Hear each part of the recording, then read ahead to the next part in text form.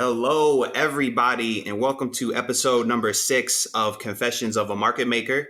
I'm your co-host, Ray, aka All Day Ray, aka Phil Hellmuth's estranged son. And I'm joined here by my astute co-host, who goes by VWAP Trader on Twitter. If you're out on House Street, he's going to be known as the Silverback. This is Saskatchewan's prodigal son, JJ. JJ, how you doing? Good, brother. How you doing today? I'm doing great. And today our guest, he is a New York Times best-selling author, a man who used to visit the White House on a regular basis and not the one where the president lives. In hip-hop circles, he's known as Cleveland D. I'm talking about Turney Duff. Turney, how you doing, man? I'm good, thank you. I think that might be the best intro I've ever gotten. Oh man, really? I'm honored. I'm honored I was able to deliver it. So Turney, thanks for joining us. And just for the viewers, I'm sure plenty of people are familiar with you, but for people who might not be familiar, you might just giving a brief rundown of your background and who you are. Sure. Well, first off, thank you for having me.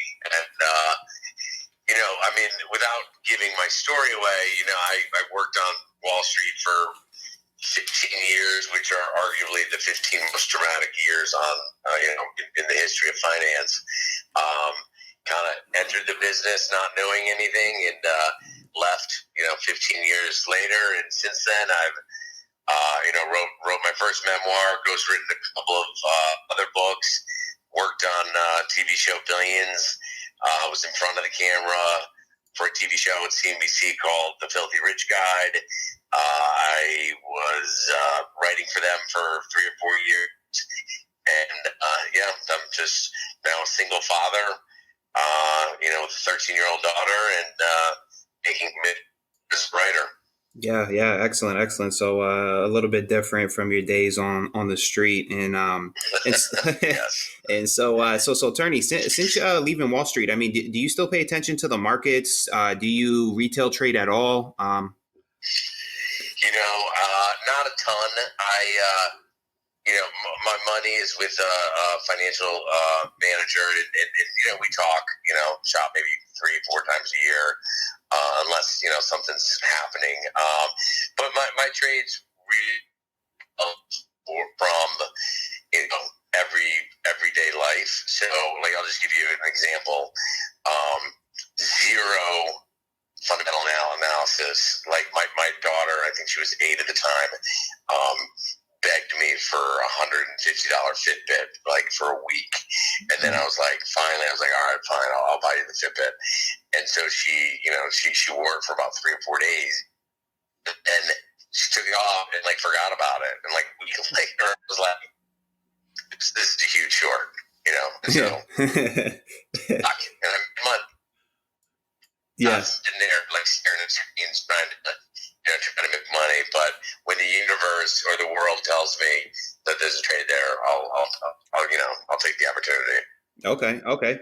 And when you were on Wall Street, was there any perceptions you guys had of retail traders? I don't even know if that's something you guys even thought about.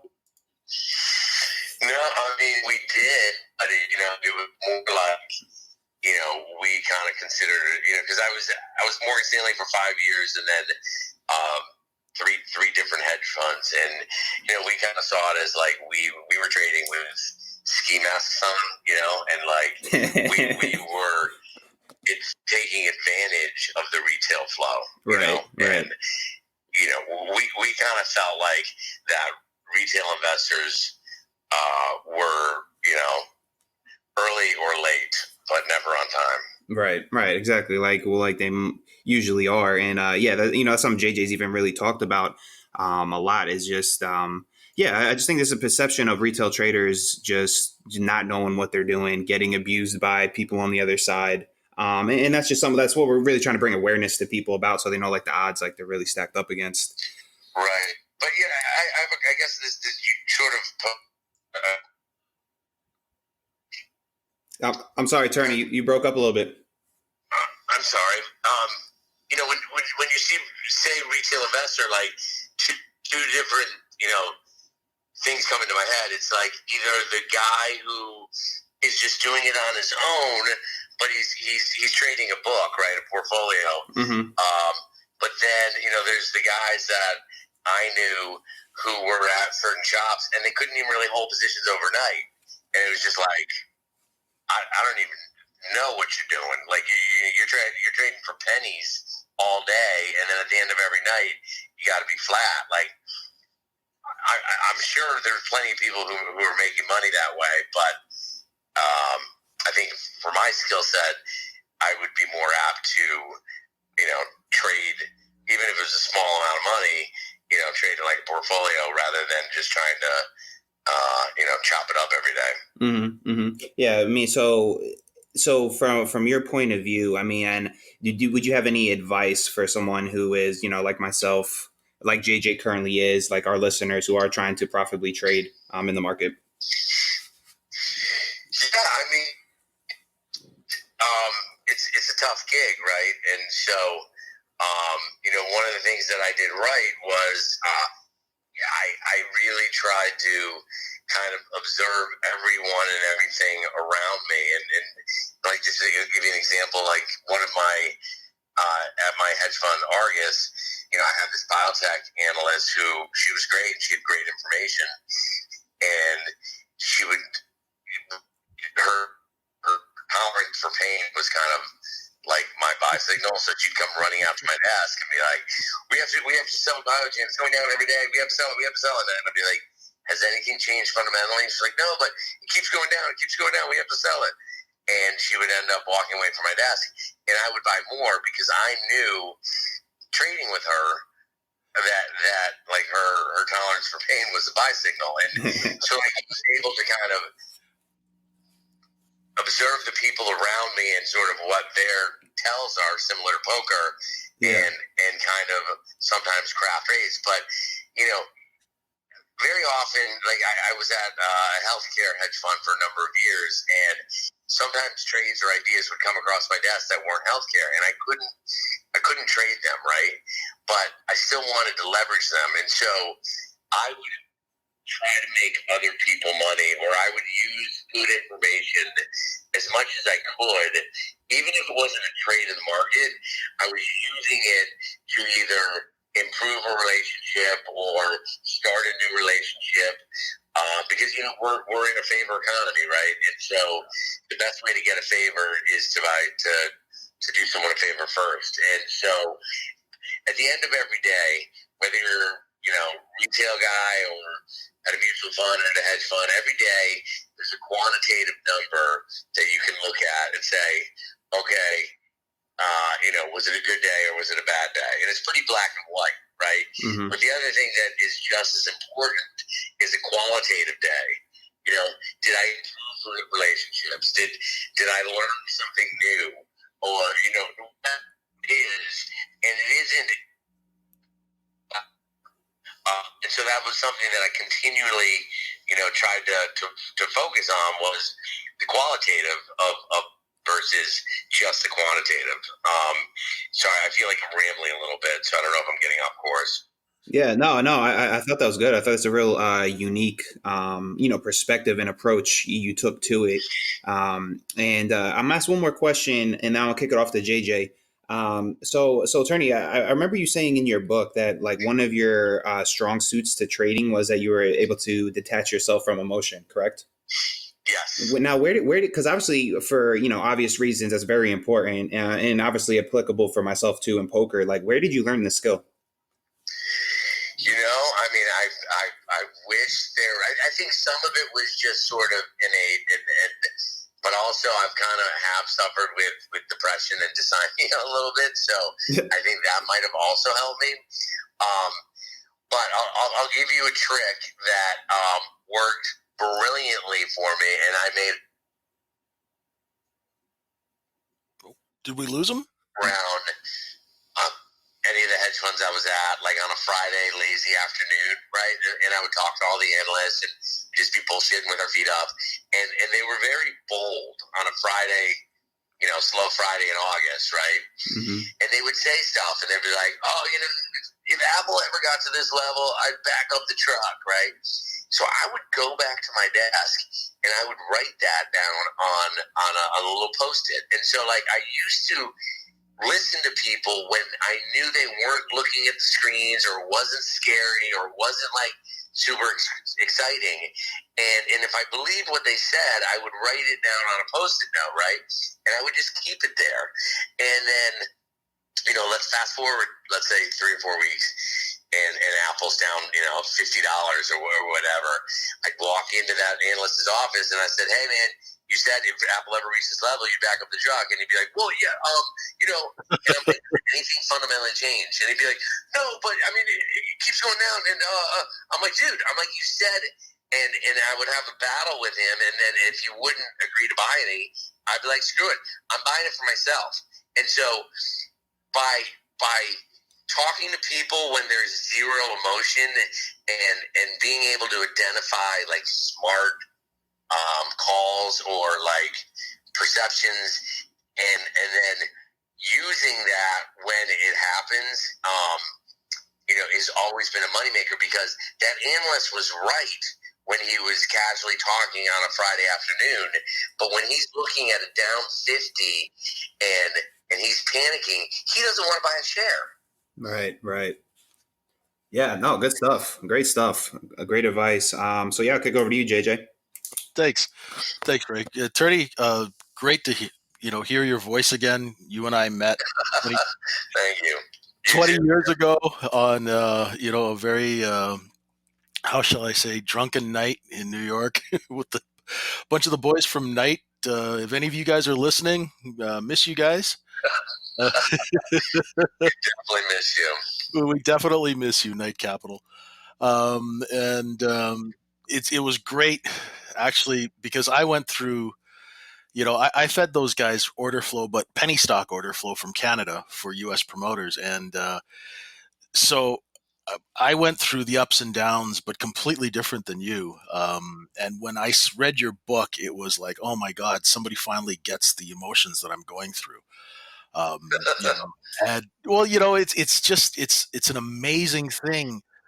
Some days you look at your account and you've got 6, 7 sticks in there, but your wife doesn't love you, so everything just feels like this. Everything, it just feels empty. And not many people identify with that. And when I read your book, it was right after I had a heart attack and a quintuple bypass and died and came back to life and realized that, oh my God, I better change things.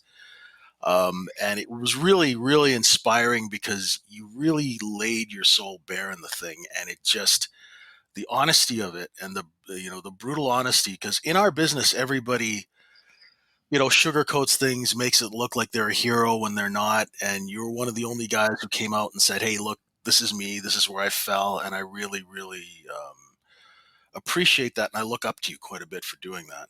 Oh, thank you. It's interesting you say that. And, partly when I set out to write the book, I said to myself, I'm like, all right, you got a waspy name. You're a white dude from Kennebunk, Maine, and you made millions of dollars, and you're a drug addict. Like, boo-hoo, right? I just said, you know what? At no point am I ever going to try to get the reader to like me. And the other thing I wasn't going to do, I wasn't going to point fingers and be like, well, he did this and he did that. Yeah. And I just said, you know what? I'm going to show my worst self and, hope for the best. And I'm glad it resonated with you. Oh, it totally did. I mean, I was very much a part of that scene because all my market makers were in Jersey. So I was in New York all the time. And, I spent a lot of nights out. I never got into the drug scene because when I was a little kid, my uncle was a doctor, and he told me when I was like 9 years old or 10 years old, he said, if you ever do cocaine, your heart will explode. So every time I was offered it, even when I was a bouncer working in a club, I'd get offered it. When I got on the street, I'd always be like, no, that's okay. I was scared to death of this stuff. So, that was, like a big difference for me. And also coming from working in nightclubs, I was always the guy that had to stay sober just in case anybody got into a fight. But I was reading your book, and what I do now is I try and help retail traders figure out the market and things like that. And a lot of them have no idea why the market even exists or the motivations that are in the market and the agendas. And I always tell people, read Turney's book, because everybody's talking about order flow. I'm like, well, this guy fed order flow to the market from one of the larger hedge funds, and so people don't really understand a lot of what goes on, behind the scenes. And I got a couple of questions, and to try and enlighten people a little bit. Like, for example, like a really simple thing is, as a hedge fund trader, you don't really have a stop on a position, do you? And you wouldn't tell the other side that you have a stop, because they'd run your stop, right? It depends. Um, Sometimes I would tell them my stop and be lying, and other times, like, if I trusted them, like, I Okay. very people enough rope to hang themselves, because Yeah. I had a kind of old was like, I would get, and so I'd rather find out if I'm going to get screwed by you early in the competition, right? And I used to kind of like to We seem to have a problem. You're cutting out again. I don't know. Okay. You sounded better now. Yeah, you sound good now, Turney. You want me to start over on? Yeah, sure, because we kind of missed that whole thing, didn't we, Ray? Yeah, we didn't get any of it. Yeah, so if you could You want to lead with again? I'm sorry. No, it's fine, Turney. If you just start over from what you said off the last question. Yeah, I was asking, can you just lead me in again so I can? Oh, sure. Yeah, just about having stops and telling the other side your stops. Right. There's no blueprint, right? And so every single sales trader is different. Every single order is different. But there were plenty of times where giving my full picture actually helped me, especially if I trusted the guy. And I'll give you one example. And this doesn't necessarily relate to retail trading, but I had like a 2 million share order one day, and I called up my sales trader at Merrill, and I was like, "Hey man, I'm like, I got 2 million bios in to buy," and he goes, "I'll call you right back." And so he calls me back, and he's like, whispers into the phone, he's like, "My bouncing trader's out today. The guy backing him up sucks." He's like, "Go away." And I was like, "Oh my god." I'm like, this guy just turned away, because I was paying him 6 cents, just turned down like $120,000. And I was like, this is my guy. And so for the next 5 years, I lit him up, right? And so he became one of my most trusted sales traders by turning away business. And so it was really about me finding out who I could trust. But, I did play games all the time. I would fuck with or manipulate prices of stocks and just rip it. Like if I knew there was a huge short interest, just to see if I could scare some people. So I was playing games very often, and fluctuating prices just to see what I could do, and I could do it relatively easy, right? Like if I have let's say a 1 million share position, and I'm going out there to just play around with 50,000 shares of an illiquid stock, I can get it to go, a couple of bucks. And then all of a sudden my IM would light up and be like, what's happening to Express Scripts? You know what's happening to Express Scripts? And I'm just like giggling on the other side, right? Like, well, I don't know. Good. It's another story. Sorry, just go ahead, please. I had an affinity, maybe because for how they entertained me, but I was a big fan of Prudential. Okay. It went away, and we kind of viewed, especially at hedge funds, we viewed the market makers on the floor kind of as the enemy, right? Mm-hmm. And so at any point, if I could ever cause them some pain. I was happy to do it. And so the Pru guy calls me up one day, the market maker, and he's like, man,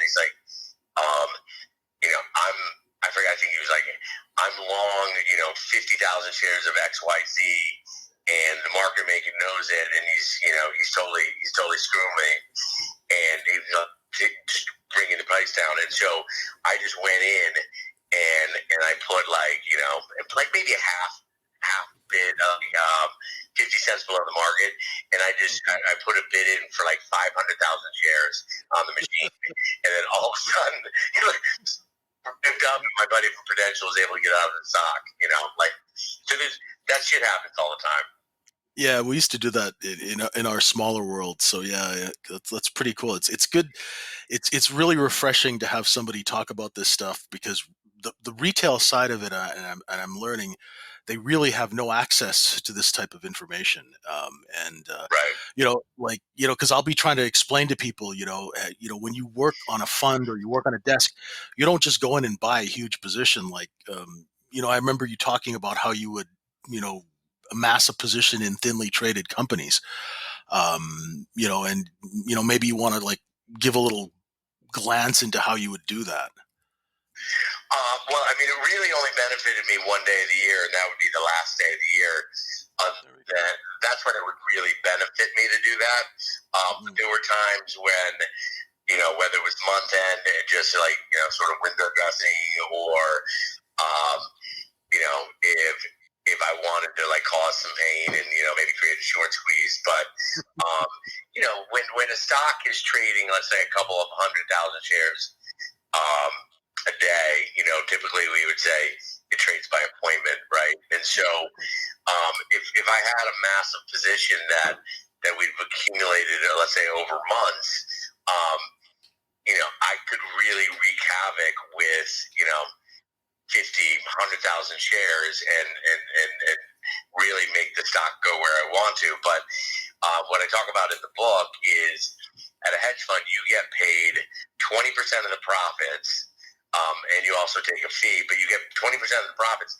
The only day of the year that you can collect on unrealized gains is the last day of the year, because that's when you do all of the accounting. So, one year we were long, maybe 2 million shares of CYBX, and, the stock barely traded. And so, and I mean, I did this with a bunch of different names, but, in the last 10 minutes of the year, I wanted that stock as high as I could get it, because, if it was up $5 on those 2 million shares, like that's $10 million that I'm going to get paid on. And so Exactly. I would wait until, the last 5 minutes of the market being open on the last day, and just rip that stock as high as I could go. If I ended up buying 150,000 shares, like, who cares? I'm already long 2 million, so Exactly. Exactly. it didn't really affect me. No, that's very. It's. I'm really happy that the listeners will be able to understand this, because, yeah, a lot of the times, I'll tweet something out. It's like, oh, it's month end or it's end of quarter. They're gonna mark up. Here comes Johnny Uptick. They're gonna mark up everything up. And Right. now people actually understand that this stuff is tied to your bonus, because we're in a eat what you kill industry. So Right. that's why these things happen. The downside, well, the thing that I was never able really to win at was, and it's, so when options expire, right, and when they have all of the indexes open, it's I think it's based on the opening price. And so, if I was long like BTK calls, or whatever, some index that wasn't super liquid, whether it was Susquehanna or Goldman Sachs, they totally manipulated the opening price, and it would mess with where the index opened, and I would get screwed. So that Okay. happens too. Yeah, I understand. Do a lot of people watch Billions, and we know you consult for it. And having read your book and watched the show, there are two definite instances where I see your signature on it, and one was when Axelrod bailed out of the telecoms. Um, Yeah, I mean, I I definitely consulted on that episode, but I believe you're talking about like the $1 billion flip. I think that um, might have been the name of the episode, but it was very similar to what happened when I was at Galleon, and we got a heads up that Nortel was going to negatively pre-announce, and it was basically the beginning of the end for the tech market. Is that what you're talking about? yeah, exactly. Yeah. Yeah. No, I mean it's the showrunners and the creators of the show, like they're going into their season, but have 1,000% done their homework, and they've talked to everyone in the business, and they really know their stuff. And so when it would get to me, it wasn't like I was a mastermind behind it at all. I was really kind of crossing T's and dotting I's. But there were definitely situations where they'd be like, "We need an idea for this," and I'd give them just my own experience. But do you watch? So have you seen every season? Yes, I have. Yeah. Yeah, it's fun. It's a fun show. It's a great show. Yeah, it's nice to see something about our industry. It, Yeah, very it's a rare. little Yeah. bittersweet when I got the job offer because my book published in June of 2013, and the first day it published, I got a TV deal from Sony, and I took it, and they waited about 6 or 7 months, and they didn't really do anything with it. And then The Wolf of Wall Street came out that Christmas, and then Billions was announced like shortly thereafter, and it was like I kind of got left in the dust in terms of timing because The Wolf of Wall Street kind of took my my addiction excess angle, and Billions was at least in the first season leaning into the insider trading and the stuff that I was dealing with at Galleon. And so it was when I got the job offer, I was like, of course, yes, but I wish it was my book. Yeah, no kidding. No, I completely agree because I'm actually writing about my experiences because all the guys in Wolf of Wall Street, when that place closed down, became stock promoters, and a lot of them were my clients. So it's funny how small a world it is. And Yeah. Yeah. speaking of, Were you a fan of The Wolf of Wall Street? I mean, I read the book. I traded. One of my good buddies was a market maker that shorted all of Jordan Belfort's deals. So we made some money in and out of his deals. I liked the book. The movie was it was good, but I think I liked the book because I identified with what Jordan was going through, and especially going to Switzerland, and there's a guy who does nothing but hide money and make companies, and that exists in the penny stock world. Right. There are guys like that. There was a guy, and I don't even know what his real name was. He'd call me up and he'd go, "JJ, look, I got this company owned by this offshore trust, by this," and he'd have it like 8, 10 layers deep, and that's all he did was hide money for people. So, Right. Yeah, that's nuts. because you guys were a very sort of white shoe sorry. world. I was on the completely different side in the dark alleys of the bulletin board world.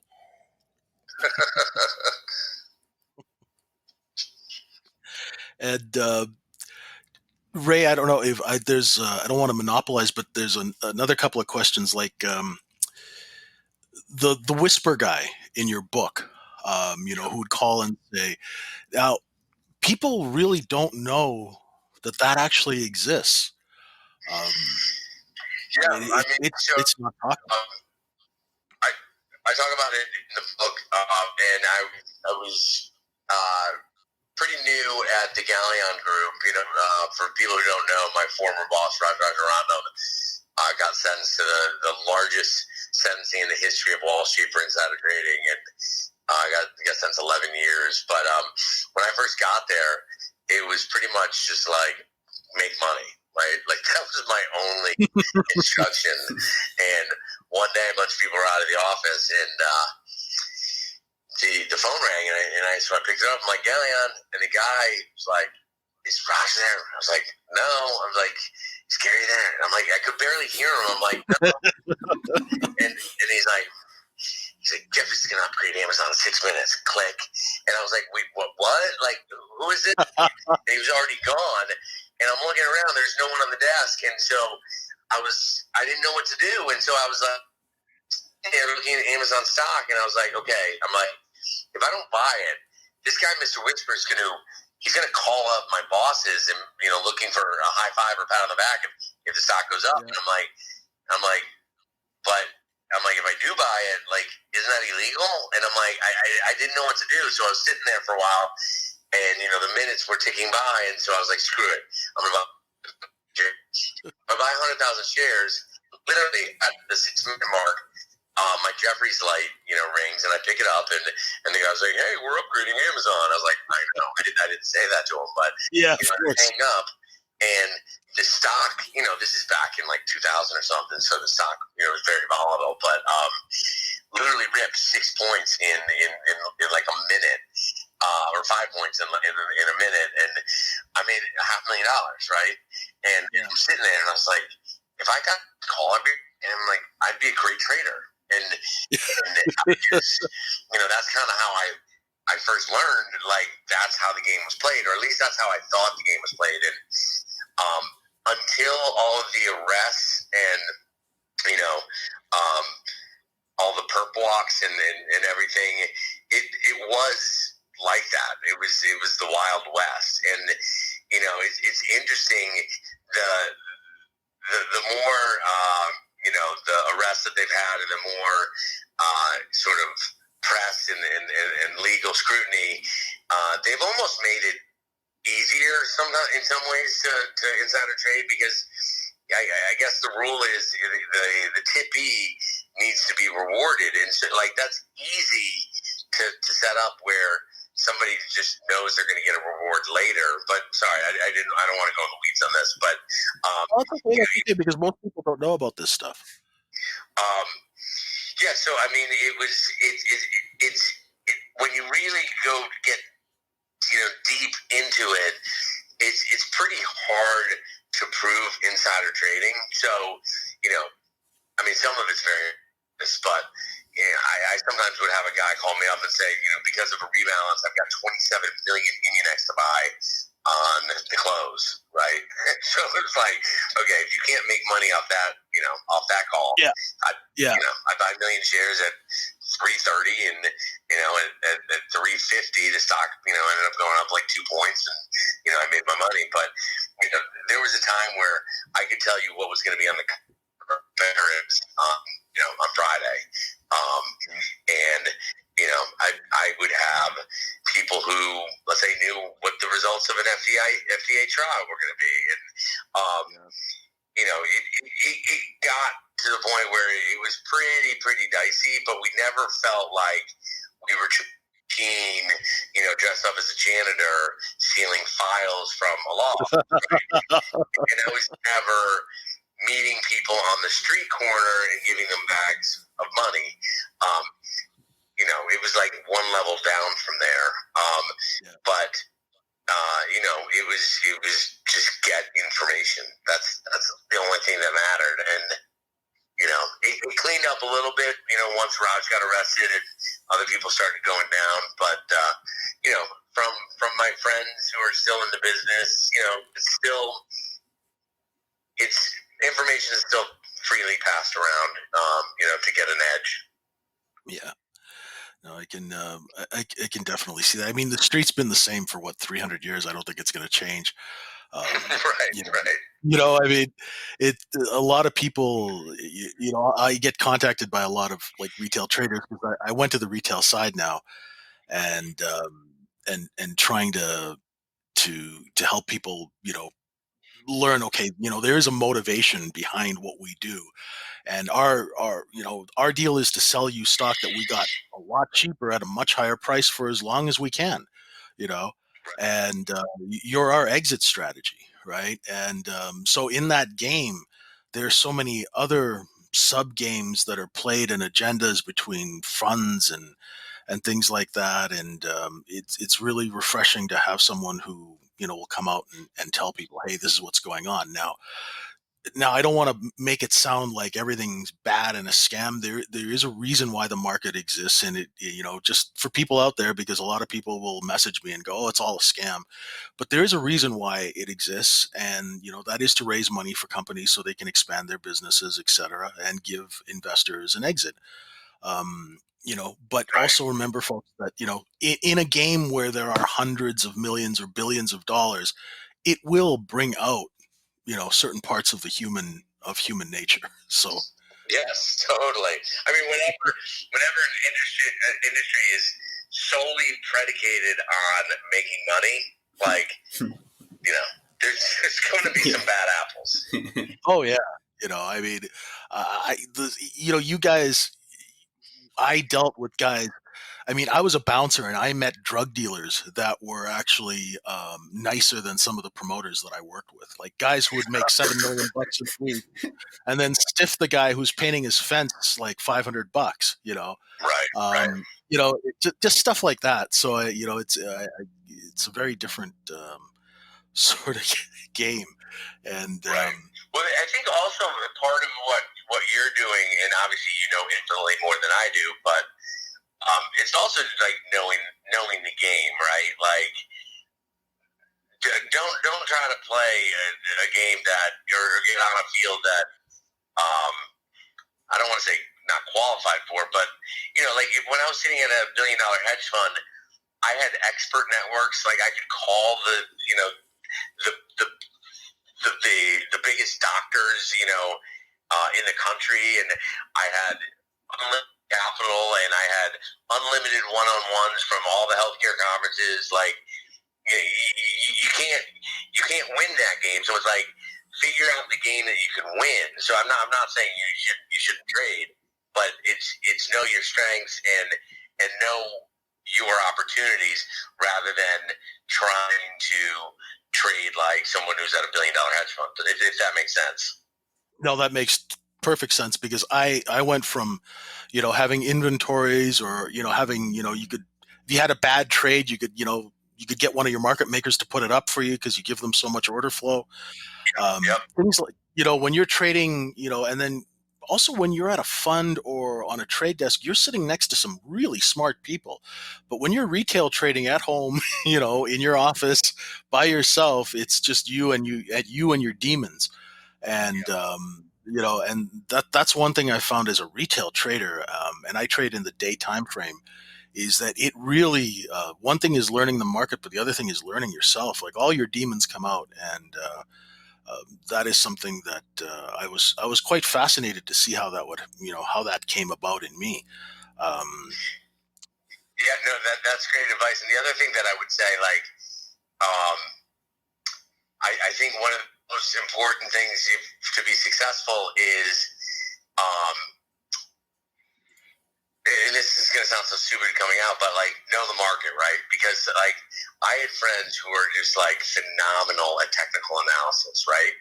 And so they killed it in like 2006, 2007, and then all of a sudden they were out of business in like 2008, 2009, right? And the market is continually changing, and certain things work in certain markets and other things don't, and that's constantly changing. So don't get tied to one way to make money, because that's eventually going to go away. And looping it back to Jordan Belfort, like one of the things that annoys me is like he'll talk about like my foolproof selling program is guaranteed, and it's like what, no, because every single room that you're walking into, conference room, is different, right? So when I walk into a room, sometimes I need to be funny, other times I need to be serious. But it's different every time, and that's the same with the market.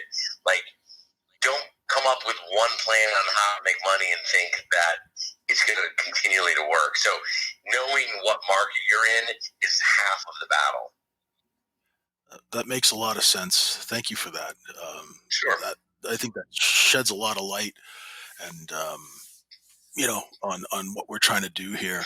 And Ray, do you have? I've been sort of monopolizing the conversation, and I apologize for that. Ray, do you have any other questions for I Turney? do. I do. Yeah, I sure do. No, that was great. That was a great conversation. I was enjoying just listening to it. So Turney, bringing it back to billions for a second. This question is kind of personal, like for me. Like, I'm assuming you met Brian Koppelman, the writer. Yeah, of course. Yeah, yeah. He wrote one of my favorite movies, Rounders, a poker movie. Have you seen it?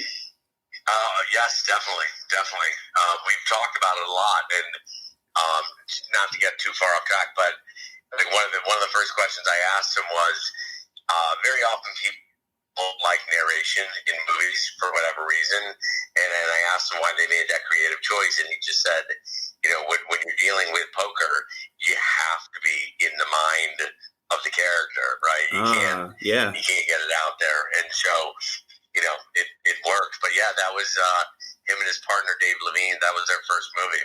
Yeah, no, I think, and just taking away like my poker bias aside, I think it's just a well done movie in general. So speaking of like poker, like what have you had any experience with poker during your days on Wall Street? Because I've heard a lot of stories of these guys, and then obviously like being involved with the Mayfair Club, etc. Yeah, I never got in too deep into the game. I mean, I definitely played here and there. I had some friends who were, played at some pretty big tables, but I never really got into it. I actually would use it though in an analogy, like whether I was in an interview or when I was trying to sell my book, I would look around the table and I would say, I guarantee you that I have the lowest SAT score of every single person in this room, but I also guarantee you that if we play poker every night for a week, I will take all of your money. And they're just like, oh, and I said it more because like I know how to make money, and poker and the market are very similar in terms of risk management, right? Absolutely. But yeah, there are a lot of poker players on the street. Yeah. You kind of mentioned, and this is something like that really like stood out to me, like in your book, right? So you're saying about how like, hey, like I might have the lowest SAT score with like the story you just told, but I'll beat you guys all in poker. Like what struck out to me, like as you like worked your way up, it's like your strategy of like moving up, like you used your social intelligence. Like, which, it resonated with me because like before I was a professional poker player, I did sales, but I was playing poker on the side until I could fully like sustain myself, and like doing sales, like, you had to have that adaptability, like you mentioned before, dealing with different people, and you even mentioned in your book, like you didn't mind, like you knew these guys were taking you out, but you didn't mind if they played the game the right way. Right. You know what I mean? And like I always have a problem when I go out to stores now and like salespeople approach me. If they're doing a real good sales pitch, I have a hard time saying no to them. You know what I mean? Yeah, no, I'm right there with you. It actually reminded me of that moment.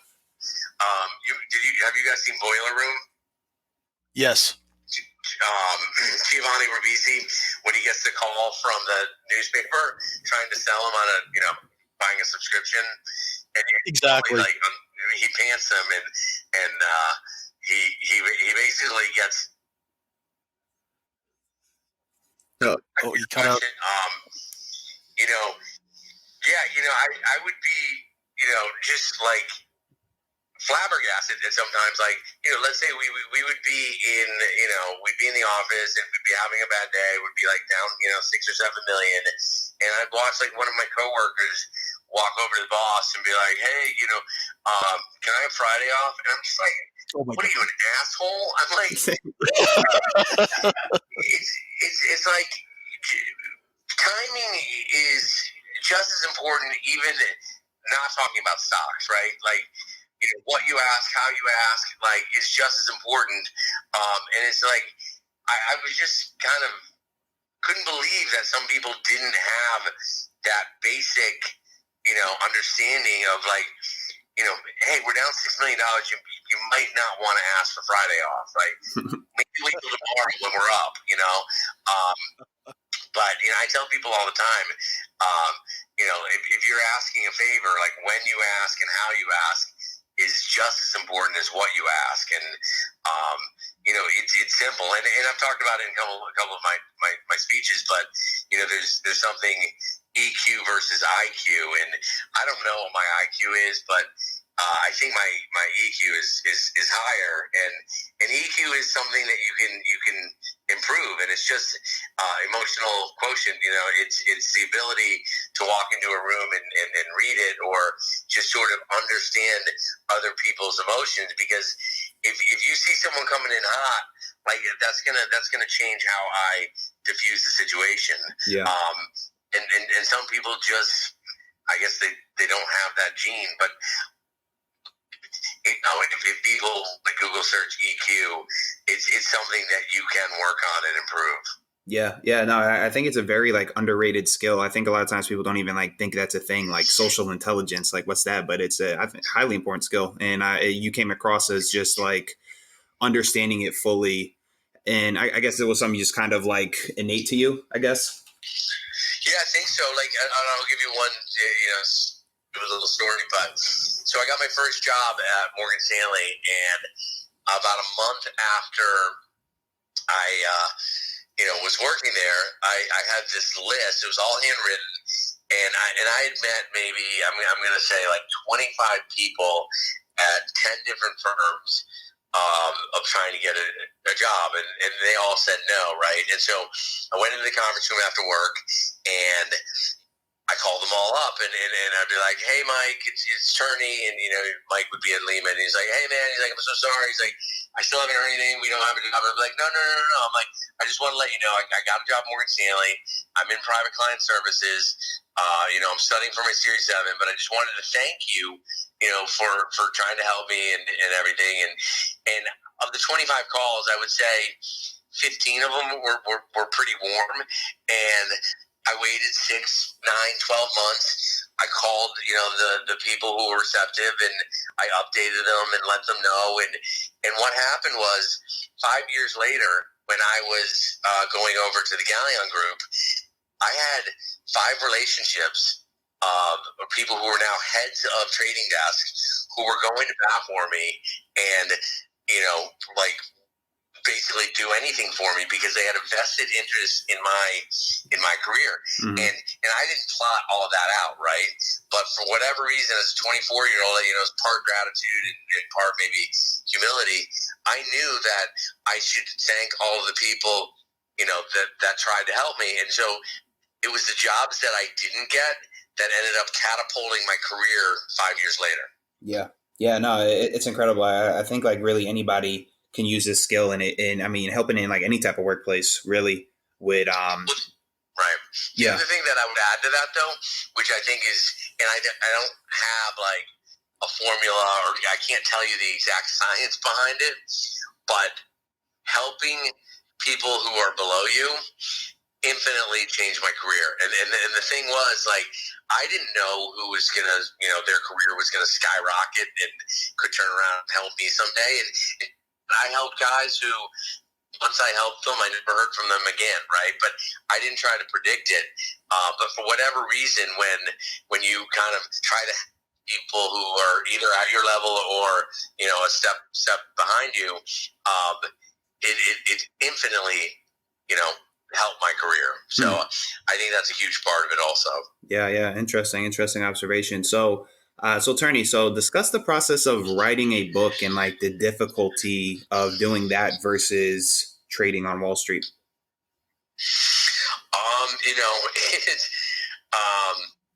I mean, they're entirely different, I guess, in some ways, other than, you know, you got to show up and do the work every single day. But I treated writing like, you know, I started writing when I got out of my second drug and alcohol rehab, and I wasn't planning on going back to Wall Street, and I kind of had to figure life out first. And so I first started, I treated writing like going to the gym, and I just said, no matter what, I got to write for 30 minutes, 5 days a week.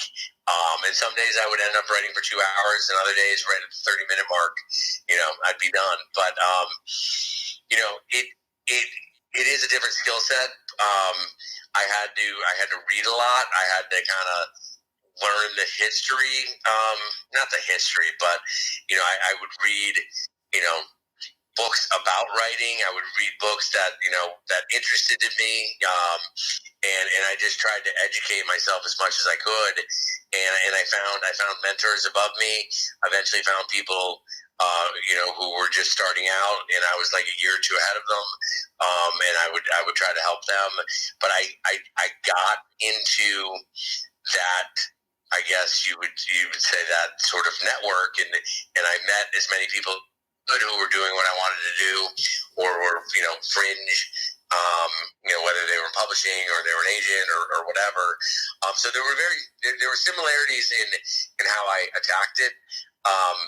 But the actual just writing of the process is, you can't do anything with a blank page, right? But if you write a shitty first draft, that's when the work begins. So I call it a vomit draft, and I didn't care if it sounded wrong, or like it didn't make sense, or I just didn't stop until I finished, and I would just vomit it all out, and that's when the real writing began. Yeah. Oh, okay. Go ahead. You had something to say, JJ? No, I'm starting to write, and I've got a couple of hundred pages, and that's exactly what I'm doing. I haven't even read anything. Because I guess it's therapy for me to just vomit out all this stuff from my last 20 years. Right. But, well, what's interesting also is, so I've written 3 books. 2 of them are ghostwriting, but in all of the books that I've written, my original chapter 1 has never ended up being chapter 1. So like for the Buyside, I think it's chapter 14 was originally my chapter 1. But I didn't know until it was all on the page, kind of like how to put the puzzle together. So I think when you're doing the first draft, you don't worry about it. You just go, Yeah. So, Turney, your infamous 34th birthday party, I believe it was. Yeah. Naughty by Nature. What made you choose them? Well, I mean, that was like my, I think, 3rd or 4th old school hip hop party that I've done. The first one was October of 2001, and obviously September 11th happened, and after that happened, I kind of wasn't sure if we were even going to throw the party, and so I went to this guy Marcus, who owned the Canal Room, and I was like, maybe we should raise some money. And I had a friend who was a rapper. His name's Jesse James, and I called him up, and I was like, "Can you help me?" And he was like, "Yeah, sure, no problem." So I got Rob Bass, I got Dougie Fresh, we got PM Dawn. Trying to think, it was Shannon. She sang a song and let the music play. There were a couple of other ones. So first party, and I ended up, throwing a bunch more. And so on my 34th birthday party, I went for Naughty by Nature, and it was a good night. Yeah, that's cool. So while we're on the hip hop subject, give me your top 5 artists. That's tough. I mean, I started listening to hip hop back in the late '80s, so I loved PE, Public Enemy. I loved NWA. I loved Beastie Boys. I think.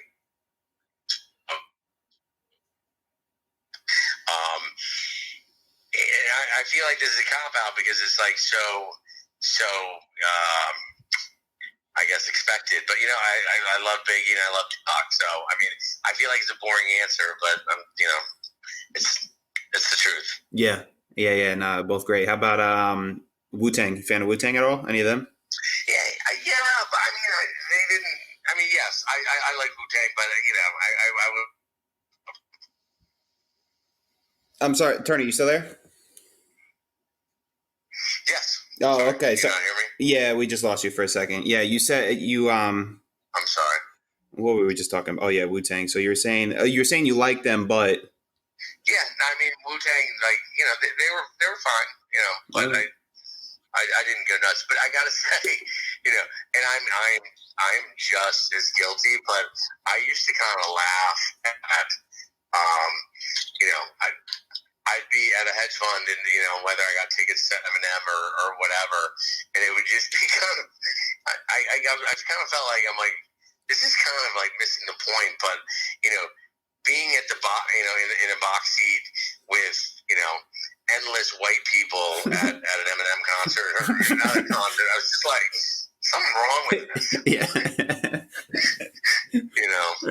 Yeah, that's funny. That's funny. You also made when I think it was when you were at Galleon, you guys made a song, right? You spit a verse.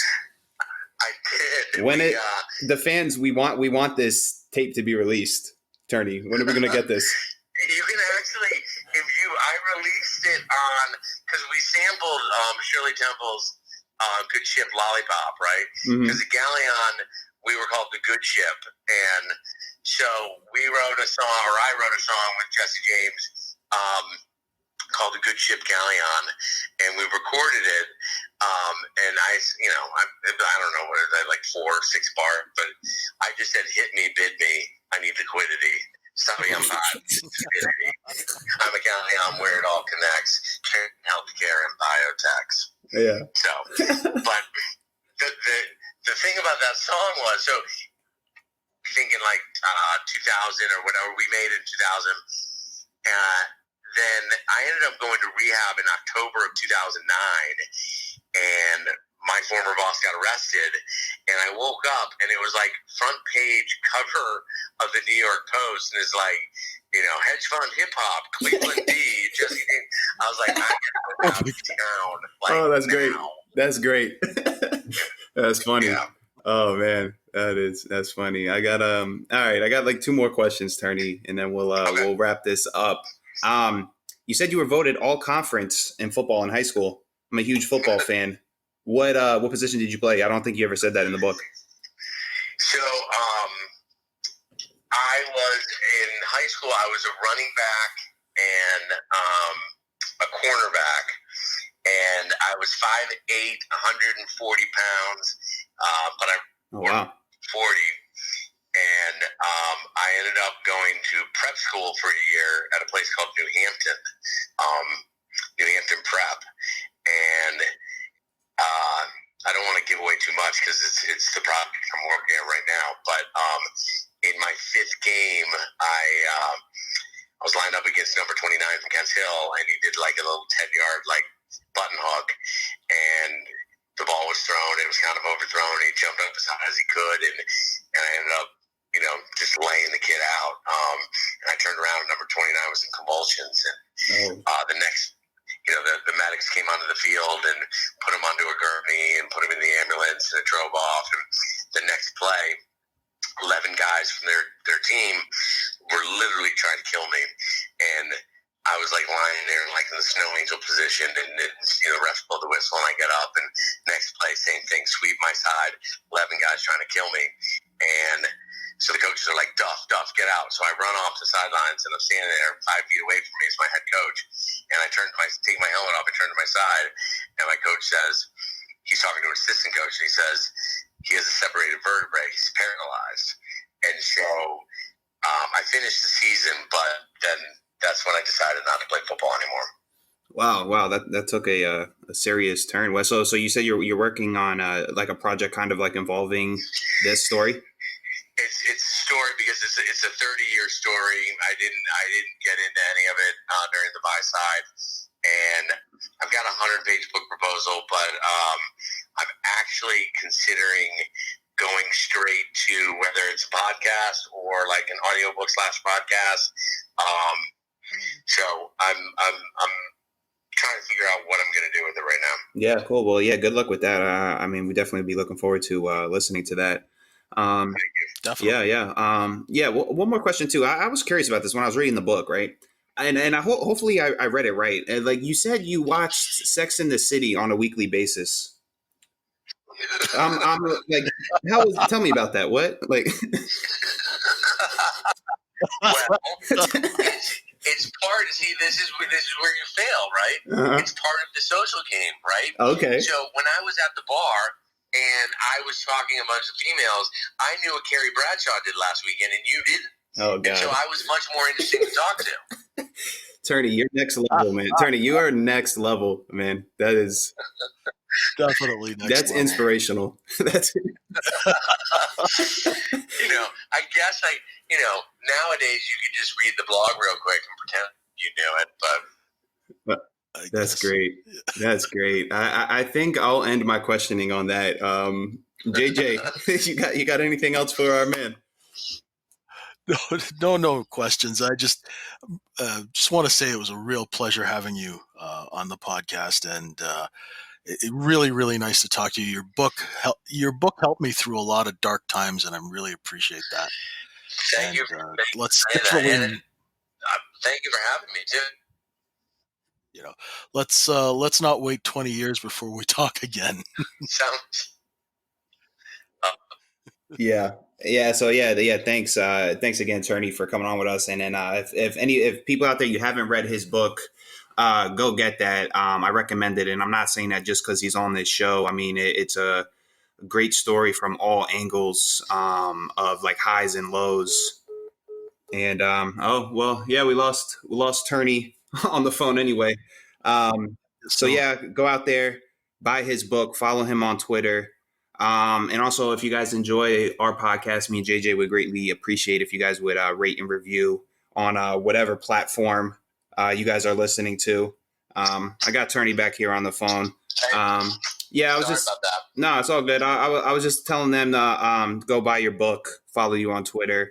Any other information you want the fans to know, where to reach you at, etc. I mean, I got a website, turneyduff.com, but I'm not the best at updating it. But you can find out more there. All right, cool. All right, guys, and now we'll wrap it up. For JJ and for myself, for Turney, thanks for listening. Have a good one, guys. Bye-bye. Thank you. Have a great day.